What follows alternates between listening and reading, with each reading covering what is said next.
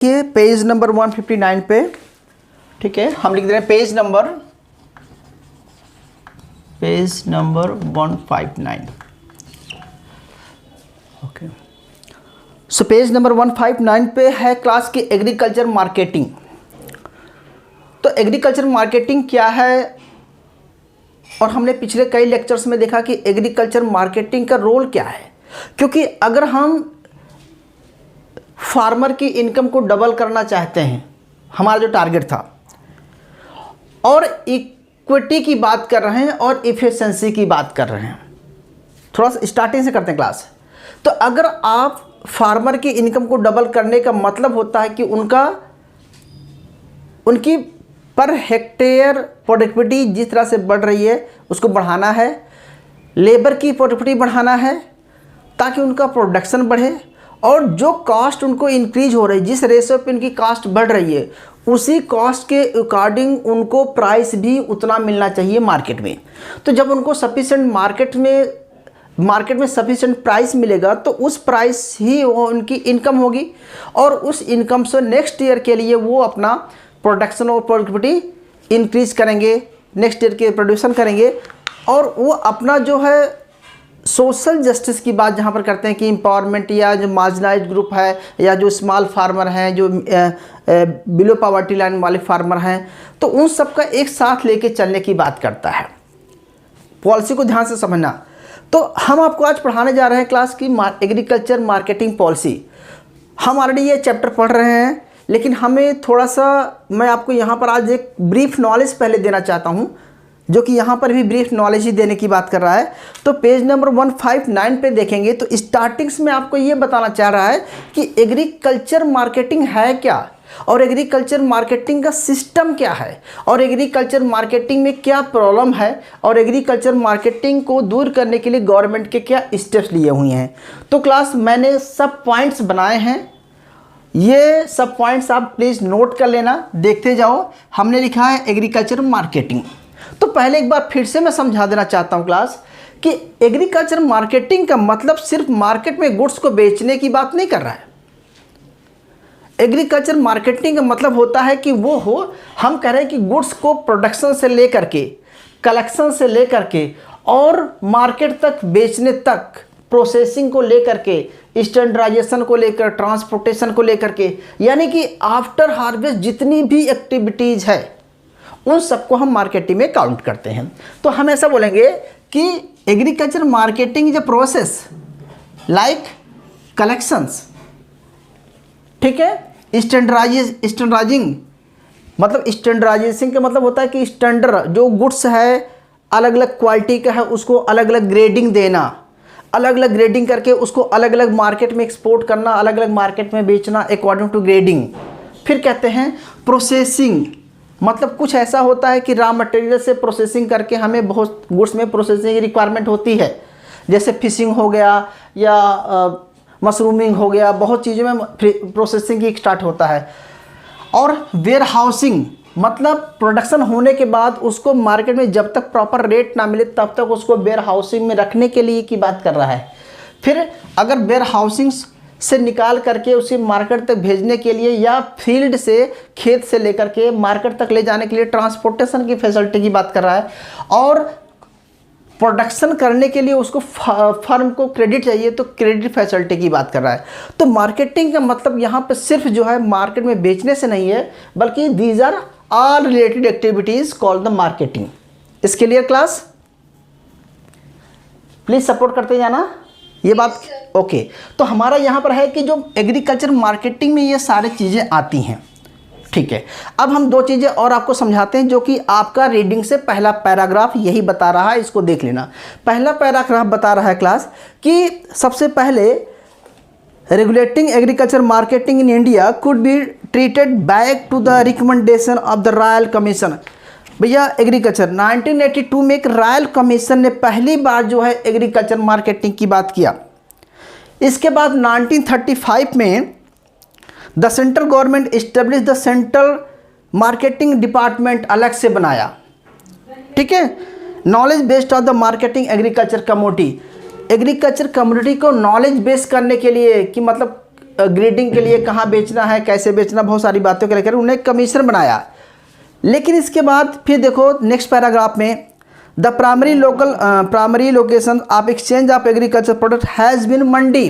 तो आपको मैं पहले बताना चाहता हूँ कि ये पैराग्राफ आपको क्या दिखा रहा है कि diverse outlets of the marketing, मतलब जो फार्मर होता है वो प्रोडक्शन करता है तो उसको कहाँ पर सेल करता है, यहाँ पर सेल की बात आती है क्लास। तो सबसे पहले देखिए एक सिंपल ऑर्डिनरी बताता हूँ आपको कि सबसे पहले क्या करता है, वो जो छोटे और स्मॉल मीडियम फार्मर होते हैं वो लोग अपने गुड्स को सेल इन लोकल मार्केट।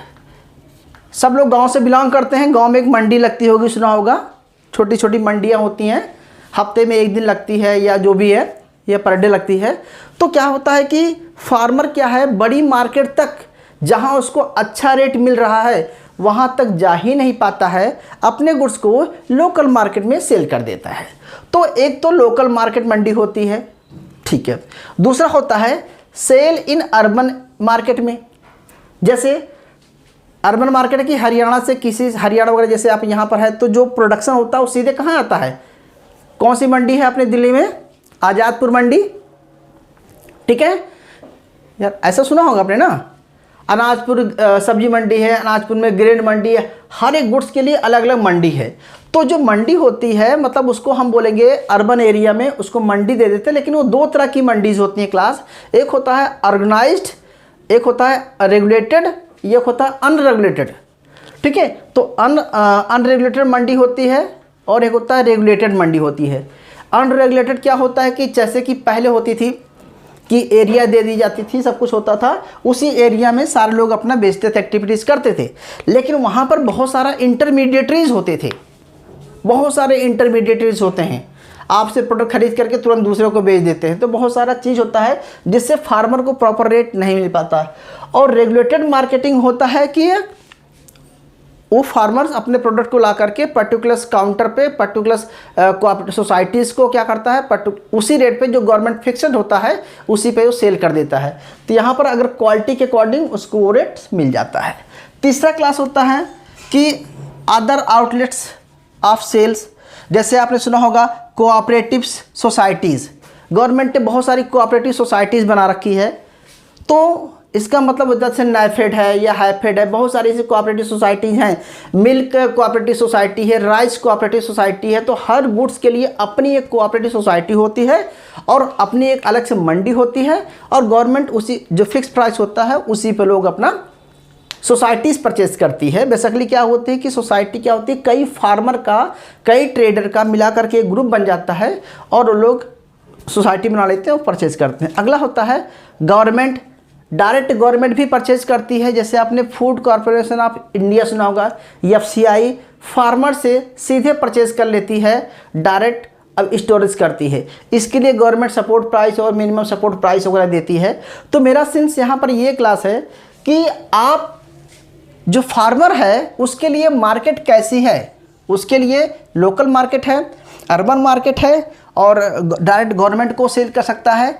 यहाँ तो सेल कर सकता है क्योंकि डायरेक्ट तो फार्मर तो एक्सपोर्ट करेगा नहीं, एक्सपोर्ट तो बड़ी बड़ी कोऑपरेटिव संस्थाएं करेंगी, बड़े बड़े ऑर्गेनाइजेशन करेंगे।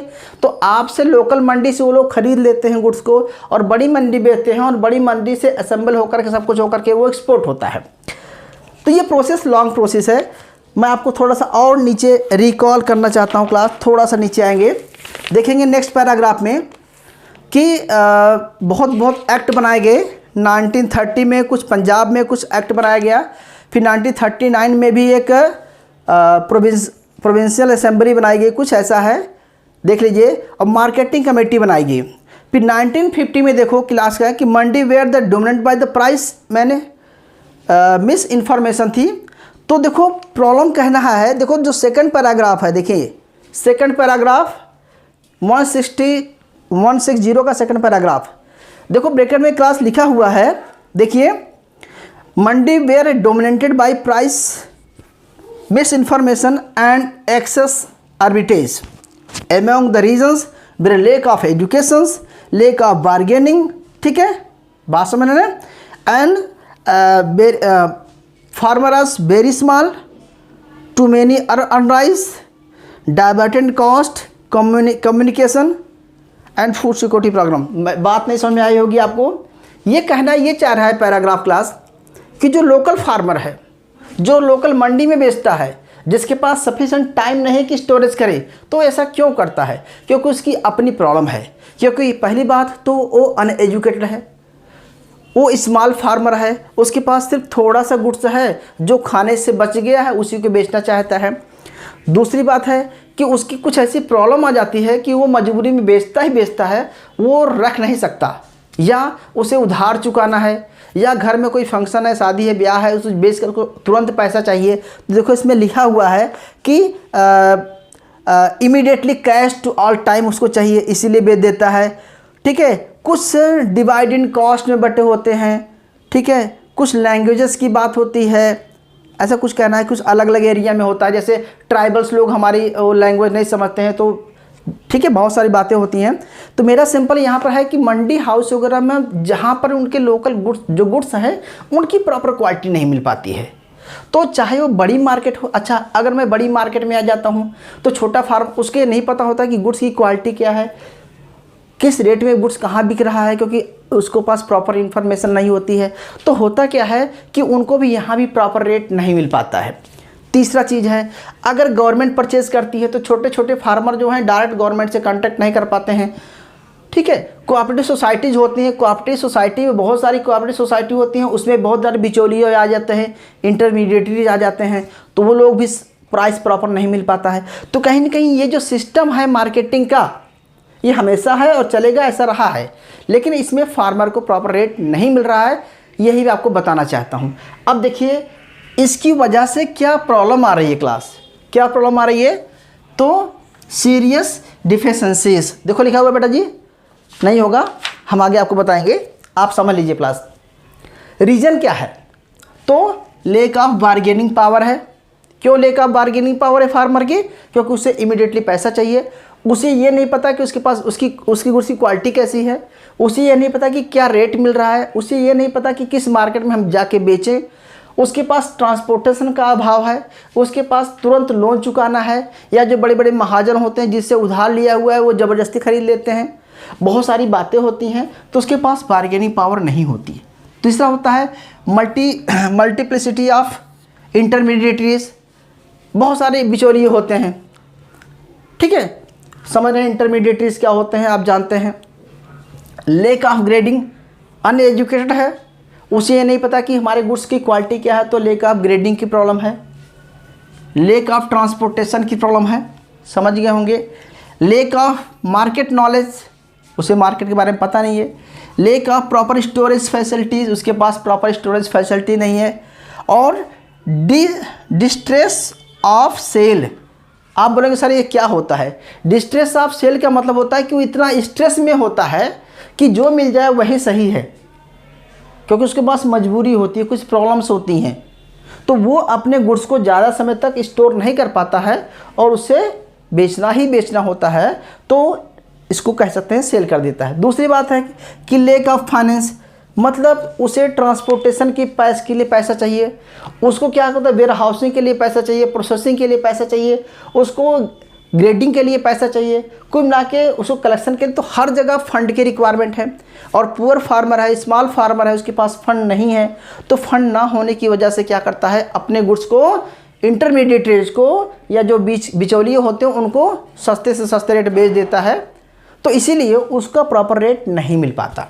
तो एक फार्मर की कॉस्ट जितनी आती है प्रोड्यूस करने में, पूरे 6 महीने किसी गुड्स का प्रोड्यूस करता है, लेकिन उसका प्रॉपर रेट नहीं मिल पाता। प्रॉपर रेट नहीं मिल पाता क्योंकि बहुत सारे डिफिशेंसीज हैं, बहुत सारी प्रॉब्लम है। ये सारी बातें आपको समझ में आ गई बेटा?